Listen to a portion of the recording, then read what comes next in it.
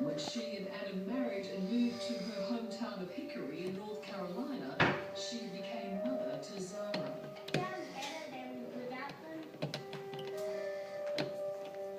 Tell me about your relationship with Zara. We hit off right from the bat. What did you like about Zara? She had spunk about her. She never gave up. Always had a smile on her face. Always. Did you have a close bond? Very close. She called me mom, and I treated her like she was my own child. And she got no different treatment than my other kids did. Actually, my other kids got jealous of her.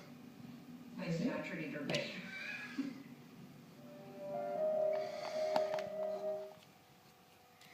And to be inspired, I would really want to find a study that is elevated, that's high up, that has great views, and just makes me feel like I can really achieve anything and I can be the next Leo Rowling.